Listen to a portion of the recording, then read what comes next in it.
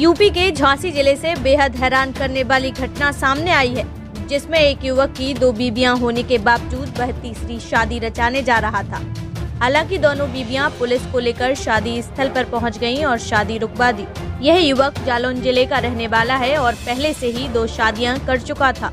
बावजूद इसके वह तीसरी शादी करने जा रहा था। युवक ने यह सोचा कि वह दोनों बीवियों को धोखा देकर तीसरी बीवी के साथ शादी कर लेगा। तीसरी शादी के लिए युवक ने अपनी योजना के अनुसार झांसी जिले के बसोबई गांव में एक लड़की से संपर्क किया। जितेंद्र ने लड़की और उसके परिवार को यह बताया कि वह अविवाहित है और शादी करना चाहता है। लड़की और उसके परिवार ने उसकी बातों पर विश्वास किया और शादी की तैयारियां शुरू हो गई। शादी के दिन नजदीक आ रहे थे और सब कुछ योजना के मुताबिक चल रहा था, लेकिन इस बार जितेंद्र की चालाकी काम नहीं आई।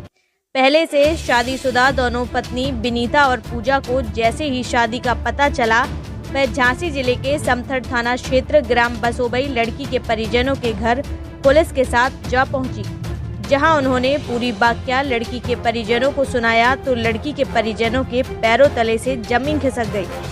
जब जांच पड़ताल शुरू की और पता चला कि युवक पहले से ही शादीशुदा है और उसकी 2 पत्नियां हैं, लड़की और उसका परिवार सदमे में है और उन्होंने तुरंत शादी रोकने का निर्णय लिया। इस बीच युवक की पहली दोनों पत्नियों को भी इस बात का पता चला कि उनका पति तीसरी शादी करने जा रहा है। वे दोनों इस धोखाधड़ी को सहन नहीं कर सकी और उन्होंने पुलिस को सूचना दी। पुलिस ने तुरंत कार्रवाई की और दोनों पत्नियों को साथ लेकर उस गांव में पहुंच गई जहां शादी हो रही थी। ये आपके साथ पूरी बताएं। हम उरई के उतर से आए हैं। उरई से हमें मालूम चली, विनीता नाम हमारा, और हमें मालूम चली कि तीसरी शादी कर रहे हैं। कौन कर रहा था तीसरी? जितेंद्र शादी कर रहे थे तीसरी। आपके कौन है वो? हमारे पति है। अच्छा, आपकी शादी कब हुई थी और दूसरी कब हुई? हमारी 2014 में शादी हुई थी, 11 फरवरी को। हाँ, हमारी 2 लड़की हैं, एक लड़की हम रखें, एक लड़की ससुराल में है। दूसरी शादी कब कर ली फिर? इनने कर ली 7 साल बाद। 7 साल बाद? उनके कितने बच्चे हैं? उनकी एक लड़की है। फिर यहाँ क्या कर रहे थे वो? जो तीसरी शादी करने आए थे इधर पे।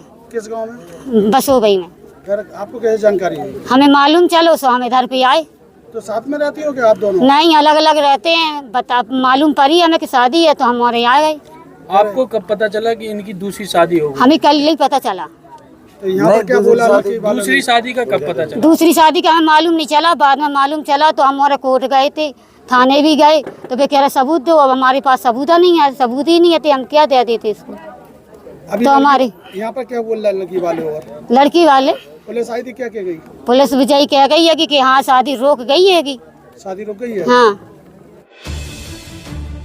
शादी के दिन जैसे ही मंडप में रस्में शुरू होने वाली थी, पुलिस और युवक की दोनों पत्नियां वहां पहुंच गईं। उन्होंने युवक जितेंद्र के बारे में सच्चाई सबके सामने बताई। यह घटना बेहद नाटकीय थी। युवक की दोनों पत्नियों ने धोखे से शादी करने के मामले को उजागर किया।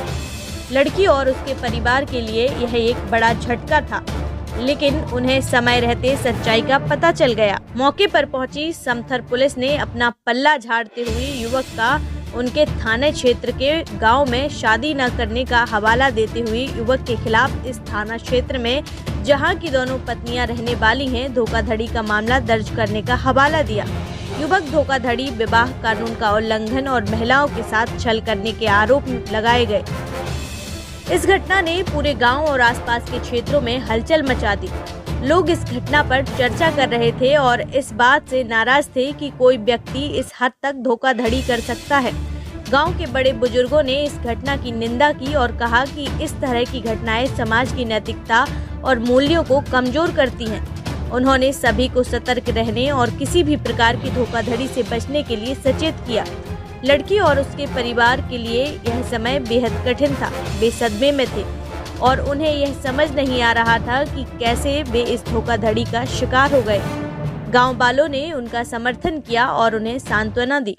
पंचायत ने भी उनके साथ खड़े रहने का आश्वासन दिया और युवक के खिलाफ सख्त कार्रवाई की मांग।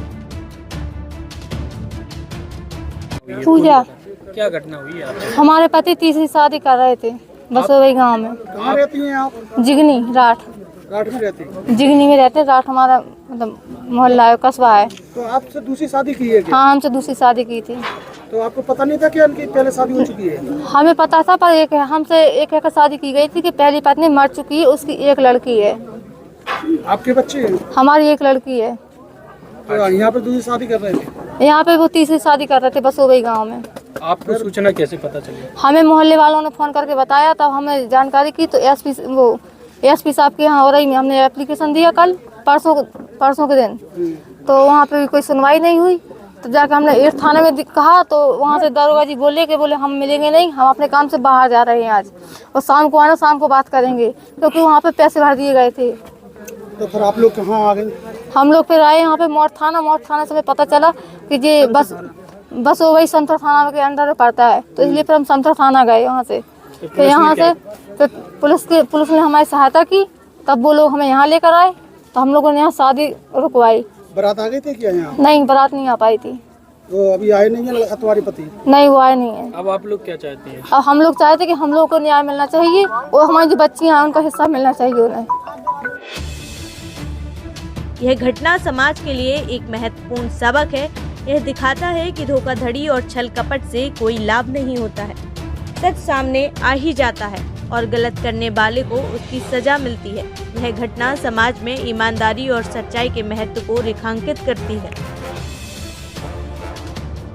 मेरा नाम अजीत कुमार है, मैं ग्राम बसोबई का हूँ। यहाँ पर ये मामला हुआ है सर कि एक शादी थी यहाँ हमारी चचेरी बहन की। तो यहाँ पर 2 महिलाएं पुलिस के साथ आईं। तो उन्होंने यहाँ पूरी तैयारी थी, खाना बन गया था, टेंट वगैरह सब कुछ खर्चा हो गया। हाँ, सारे रिश्तेदार आ चुके थे। आज के दिन तिलक था, मतलब टीका था आज के दिन।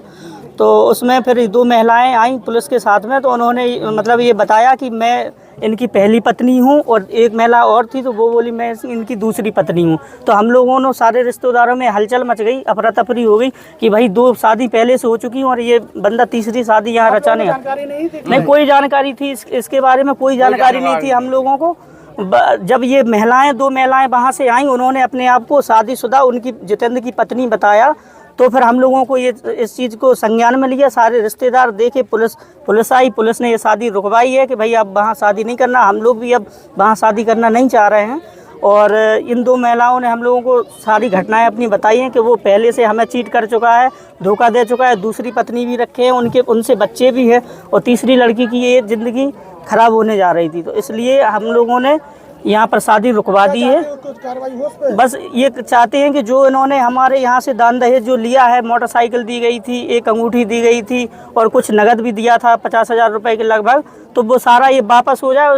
इस लड़की को गरीब व्यक्ति हैं ये लोग, हम लोग भी सभी गरीब व्यक्ति हैं, और इन लोगों ने इस तरीके से मतलब फ्रॉड करके हम लोगों को सीधे साथ उस पर इतनी कार्रवाई होना चाहिए सर कि आगे चल के किसी भी लड़की की, किसी की बहन बेटी की ज़िंदगी खराब ना कर सके सर। उस पर बहुत। आपने ये संबंध किया था, वो कहाँ के रहने वाले हैं? ये ईट के रहने वाले थे। क्या नाम है उनका? जितेंद्र नाम था। तो अभी चाहते कि शादी नहीं, अब वहाँ नहीं शादी करेंगे, और उन पर कार्रवाई सख्त से सख्त कार्रवाई हो, ताकि वो किसी और को, हम लोग तो अभी जैसे बनते हैं तैसे अब इस बिटिया को निकाले दे रहे हैं, किसी और की बिटिया की भी ज़िंदगी खराब ना हो, उस पर काफ़ी कार्रवाई होना चाहिए।